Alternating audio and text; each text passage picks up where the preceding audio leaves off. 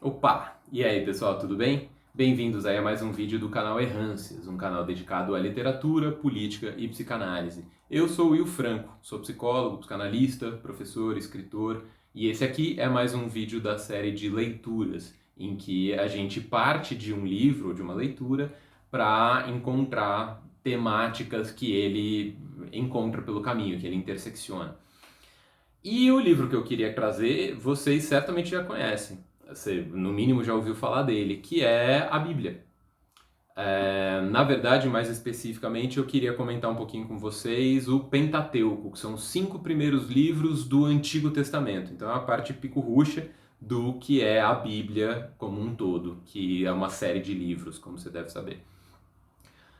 A edição que eu usei, já que eu mostrei ela chama o livro como Bíblia Sagrada, o que indica que as pessoas que organizaram, que trabalharam na confecção desse livro, atribuem ao seu conteúdo um caráter sagrado, como uma revelação divina, que nem sempre é o caso. E essa versão é chamada de Nova Versão Internacional. Ela foi composta por uma série de estudiosos, alguns de alguma observação confessional, alguns não, alguns teólogos, alguns não, alguns leigos. E está editada no Brasil pela Thomas Nelson. Quando essa nova versão internacional é uma das versões que não é confessional, não é de uma observação confessional específica, mas ela também não é uma versão acadêmica, não é uma versão laica. Então ela atribui um caráter sagrado ao texto, mas esse caráter sagrado não é vinculado necessariamente a uma instituição ou a um cânone específico. É uma versão bacana, não é caro de comprar, ela tem cara de cara, né? Mas ela não é cara não. E essa é a versão que eu tenho usado por recomendação de um cara com quem eu fiz um curso online um tempo atrás sobre a pré-história da Bíblia, que vai acabar aparecendo aqui. É... Por que a gente vai falar disso aqui? Por que a gente vai falar da Bíblia nesse canal? Olha, não por conta do aspecto teológico, não por conta do aspecto sagrado, mas por conta do texto e especificamente do texto como um documento histórico, que é uma coisa que me interessa particularmente em relação à Bíblia, que é uma produção histórica muito significativa da humanidade como um todo, também da civilização. E no contexto da aventura dos povos que a gente chama de europeus, também é um elemento muito interessante, muito curioso, porque ele não é, né, um documento europeu de forma alguma, mas ele é apropriado de uma maneira muito específica. E acho então um texto muito fascinante nesse sentido, né, enquanto um documento histórico.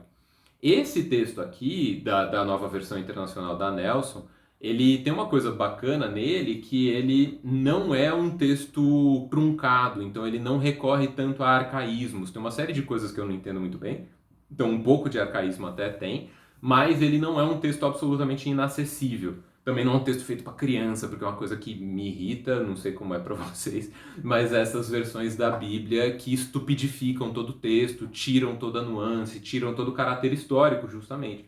O texto é um texto estranho e faz sentido que ele seja estranho, porque ele foi escrito muito tempo atrás por um povo totalmente estranho a nós. Então acho que faz sentido algum estranhamento, mas esse estranhamento não é excessivo nessa versão específica, na minha avaliação pessoal. É, e por que eu estou falando desse texto? Não por conta desse aspecto, portanto, né, enfim, sagrado, teológico, mas por conta do aspecto histórico. E esse aspecto histórico, ele chegou a mim, é engraçado, por conta da minha relação com o ensino de psicologia. Então, de fato, né, enfim, não tem a ver muito com política, não tem tanto a ver com literatura, tem basicamente a ver com psicanálise, na verdade, com psicologia. Porque eu comecei dando aula de psicologia numa universidade daqui de São Paulo, a Universidade Anhembi Morumbi, e lá eu peguei uma disciplina de História do Pensamento Psicológico. E para dar essa disciplina, eu acabei compondo ela de um jeito super megalomaníaco, que eu dava a história clássica dos manuais estadunidenses, que começa com o Wundt no século XIX, mas eu também dava uma outra versão que narra a história da psicologia como a história da modernidade, como fruto, na verdade, da modernidade, na medida em que a modernidade gera o sujeito cartesiano, ou o sujeito da consciência, ou o humanismo num sentido bastante amplo do termo. E além disso, eu tentava dar o que eu chamava de história longuíssima da psicologia, que no fim das contas é a história das civilizações euroreferenciadas. Quando eu digo euroreferenciadas, significa aquelas que direta ou indiretamente acabam vinculadas ao lastro civilizacional que foi assumido pelos povos europeus. Eu faço isso não por algum pendor eurocêntrico da minha parte, não que eu saiba pelo menos, mas porque eu entendo que a psicologia, da maneira como ela é ensinada nas universidades brasileiras, é francamente dependente do euroreferenciamento. Porque a psicologia que a gente chama de psicologia científica é uma psicologia que depende da concepção de cientificidade que é desenvolvida na civilização euro-referenciada, na civilização que toma a Europa como centro. Então me parece que era o caminho. E nesse contexto, eu acabei chegando lá na Grécia Antiga, né, enfim, e estava no programa, na verdade, que eu tinha que dar Sócrates, Platão e etc. E eu fui tentar entender o que isso tinha a ver com a psicologia e fui percebendo que tinha todo um contexto ali que, para além de ler essas versões para criança e né, as super simplificações do que são sistemas filosóficos super complexos, eu fui tentando entender o contexto e aí eu fui percebendo algumas continuidades entre o que acontecia ali, no que a gente chama de Grécia Clássica, e o que estava em torno do campo de acontecimentos que gerou a confecção do texto Bíblia. Porque o texto Bíblia ele é mais ou menos contemporâneo do que a gente chama de Grécia Clássica. Na verdade, ele é um pouco anterior, mas é o mesmo conjunto de acontecimentos, que é um conflito de grandes civilizações ali entre o norte da África, a Ásia e o sul do que a gente chama de Europa. Esse território era um território de amplas trocas, e quem morava ali na Península Arábica passava um aperto danado por conta das idas e vindas de dominações de grandes civilizações. A Bíblia nasce disso, desse fuzuê ali, naquele período específico, quando o Egito Antigo estava tentando se expandir e também tendo alguns colapsos, o Império Babilônico a mesma coisa, e o que viria a ser a civilização grega depois, a Grécia Clássica, também estava em processo de estruturação. Nesse contexto, os acontecimentos que dão ocasião à confecção do texto Bíblia estão acontecendo. Então tem um processo de idas e vindas que eu acho super interessante e que chama atenção para uma outra dimensão também, que é um estranhamento que a gente tem em relação a esses textos, porque a gente olha para a Grécia Clássica e para o texto Bíblia como se fossem textos totalmente estranhos a um certo caráter pagão ou um certo caráter de barbarismos ou o que quer que seja, porque a gente é muito preconceituoso. E aí a gente não imagina várias coisas que a gente encontra nesses textos. Então é interessante que um pouco antes de eu começar a ler a Bíblia, eu tinha lido a Odisseia e a Ilíada, dois textos que são atribuídos ao Homero, então um pouco anterior ao que a gente chama de Grécia Clássica, e tanto em um quanto em outro aparecem coisas que eu nunca tinha ouvido menção, que são os holocaustos, que são os rituais, os sacrifícios oferecidos em benefício dos deuses, no caso do Homero, ou do Deus, no caso da Bíblia.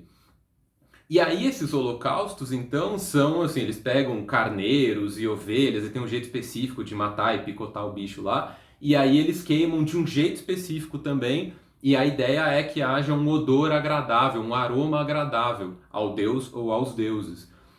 E você olha para isso e é super estranho, assim, é super esquisito, porque a gente imagina que né, o Homero é a narrativa os grandes épicos da civilização grega, as aventuras de uma civilização que a gente dá um caráter triunfalista, um pouco supremacista, inclusive.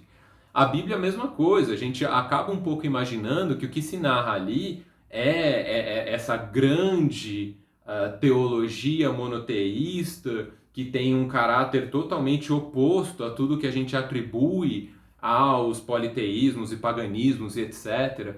E poder enxergar essas continuidades é uma coisa que para mim foi super interessante. Então, como eu queria reforçar, não tem a ver com teologia, não tem a ver com uma discussão em relação ao que é sagrado e o que não é sagrado, mas o impacto do texto.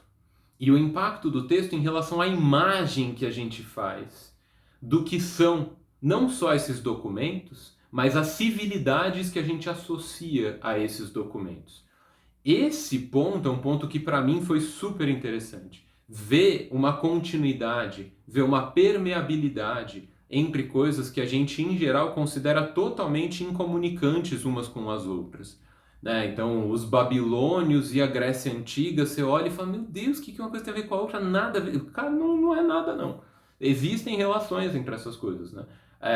O sacrifício dos cabritos e dos bichos e o tal do Moloque, os caras falam um monte do Moloque no Pentateuco, né?